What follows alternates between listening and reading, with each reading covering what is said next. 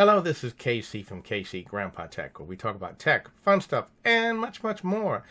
Hey, this week again, we're going to be talking about space. There's a lot of space news that's hit the news this week. Everything from SN8, the cleanup and examination of the wreckage, to the launch of the CRS7 satellite. So I'm going to be reporting on that right now. So let's get to it. Now, first of all, of course, right now they are cleaning up the SN8 crash site and examining the wreckage and seeing what they can get from this. Thank you for this picture from 8. I think it's Hatem Moussa, who shows me Elon Musk at the crash site. And of course, 5 years ago, where they were doing testing of our now finished booster rocket, which went horribly wrong, but they gained enough information from that crash to successfully have so many launches now today. Let's get on and look at something else. Now, as you may have heard, the stand that holds SN9 broke, and the SN9 leaned over against the wall, which of the enclosure, which it was. But fortunately, according to Randy, it was just a stand, and they brought a crane in and moved everything over, and it's back on its feet again, or landing pad, we should say. They put a new stand. So before you know it, once they've made the repairs, which they say were minor, we should see them moving SN9 out to the launch pad, and we'll see what the new tests that they're going to be using. Of course, all this fantastic data from SN8 will really help them with SN9 and seeing how and what improvements they need to make. Let's continue. Now, what we got going on here is the shadow of the picture of from the Japanese Aerospace Agency when it touched down on the asteroid Ryugu. I probably botched that up really bad. At any rate, it touched down, and then it collected samples from the asteroid and then started its way back home. That was the Hatem Moussa, okay, and it collected about some 100 milligrams, they say, of material. Anyway, it landed in Australia, and right now the samples are in Japan right now, and they will eventually be opened and tested.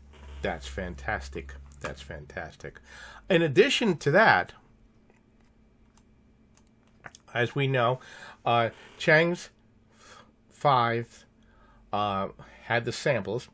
It docked successfully with the orbiter, and it's also on its way back now to Earth.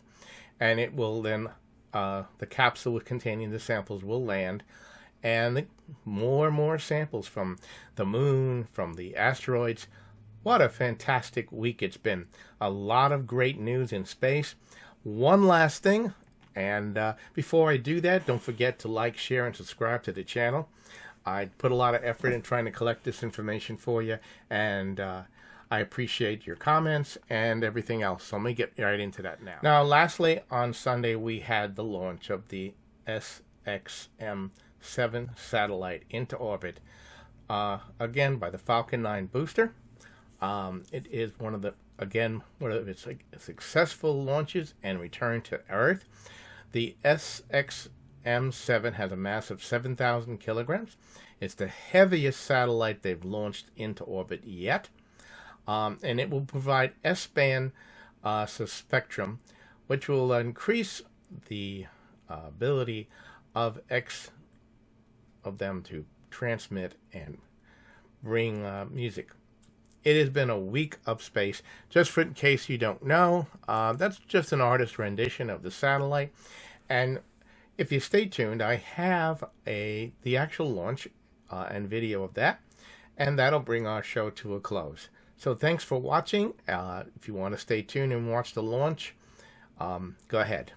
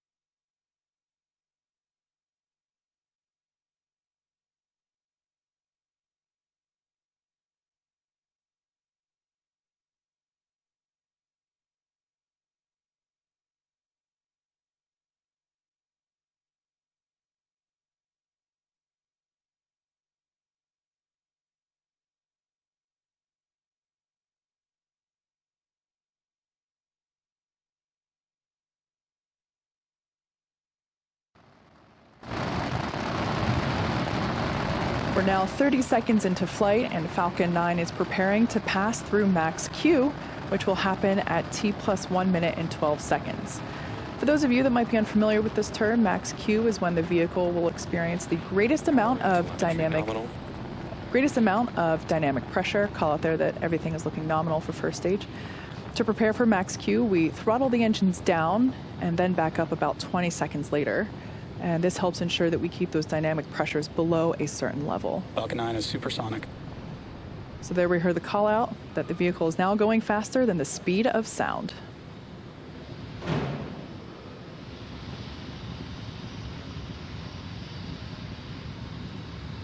Vehicle is experiencing maximum dynamic pressure. So there we heard the call out that the vehicle is passing through max Q. Again, that's the moment in which the vehicle experiences the greatest amount of dynamic pressure, greatest amount that it'll see throughout flight.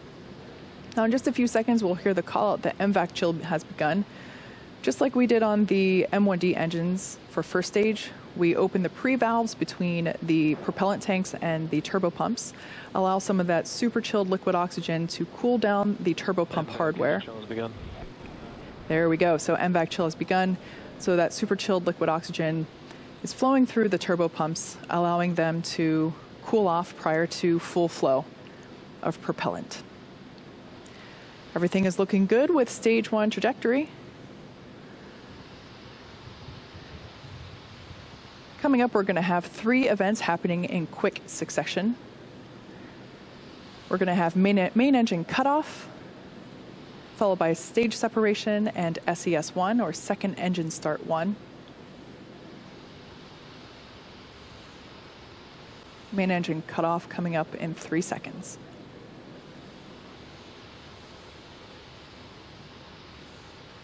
And Miko. Stage separation confirmed. All right, there on your screen we have confirmation of stage separation as well as MVAC ignition. Good MVAC ignition. Great view there of planet Earth rotating behind the first stage, which is on the left-hand side of your screen, and the second stage on the right-hand side. So on the left-hand side, we can see those grid fins beginning to deploy into the landing position. Those grid fins will be utilized to help steer Falcon 9 for a precise landing on our drone ship, which, like I mentioned earlier, is positioned a couple hundred miles. Nominal trajectory. Nominal trajectory there for Falcon 9. As I said, those grid fins will be utilized to help guide and steer the booster back to the drone ship. Bearing separation confirmed. And confirmation that there you saw it on your screen, the 2 fairing halves have separated, exposing the SXM-7 satellite.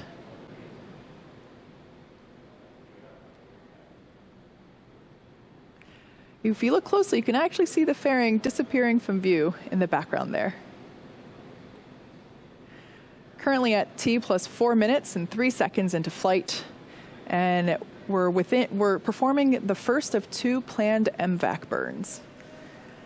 At stage separation, the first stage's velocity is about 2,200 meters per second, or 5,000 meters per hour.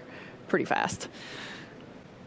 Once the first and second stages separate, that first stage is actually still moving at such a high velocity that it continues to raise its altitude as it coasts for a couple of minutes prior to starting its downward return back to Earth. Acquisition signal, Bermuda. The next major milestone that we'll be able to see will be that first stage entry burn. For the entry burn, we relight the center engine, which we call E9, and then partway through the transition back through the Earth's atmosphere, we relight 2 more Merlin M1D engines, E1 and E5, to give us a total of 3 M1Ds, helping to slow the vehicle down as it passes back into the Earth's atmosphere. We're expecting that entry burn to begin in about 1 minute.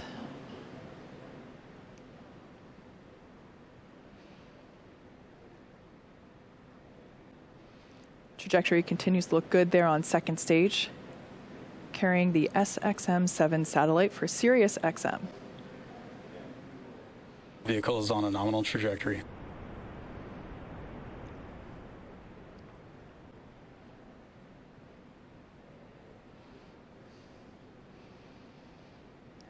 Gorgeous views of first stage as it has now reoriented itself, coasting through apogee and now returning back down. As I mentioned, we will be performing 2 maneuvers for that landing.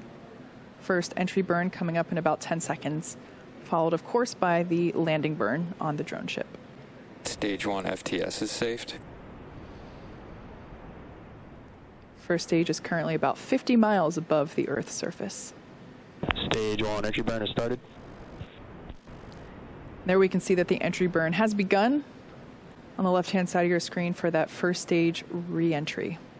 Again, we start by igniting the center engine first and then reignite 2 more engines to give us a total of 3 engines, allowing us to slow the vehicle down as it re-enters the Earth's atmosphere. Entry burn, shut down. And shutdown of those 3 engines for entry burn.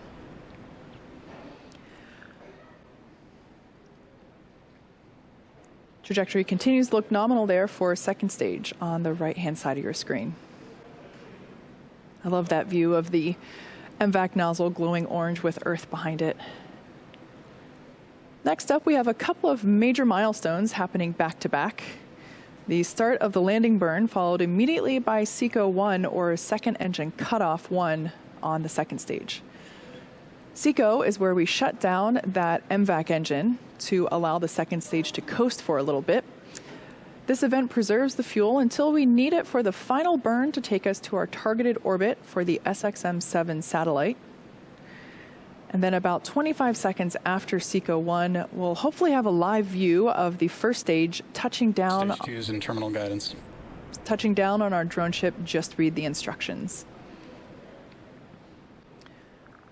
So we're expecting the landing burn to begin in about 10 seconds and SECO to begin in about 15 seconds. Stage 2 FTS is saved.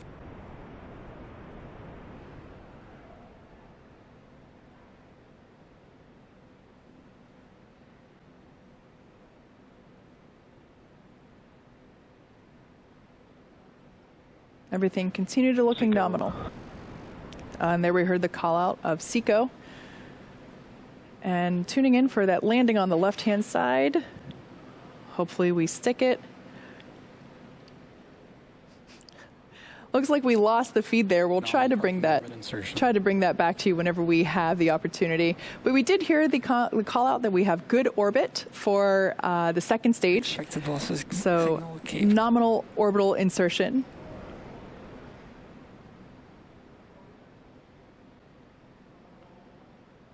Stage 1 is landed. Landing operators proceed into 11.100 on recovery 1. We did hear the call out there that the first stage has landed. Unfortunately, we weren't able to bring the video of that as it was over the horizon. And there's that view. Once again, this is the 7th flight and therefore the 7th landing of this particular booster, also marking the 69th successful recovery of a Falcon 9 first stage. The second stage vehicle has just entered its first coast phase, which will last about 18 minutes, and will light that MVAC engine for a second time shortly thereafter at T plus 26 minutes and 3 seconds.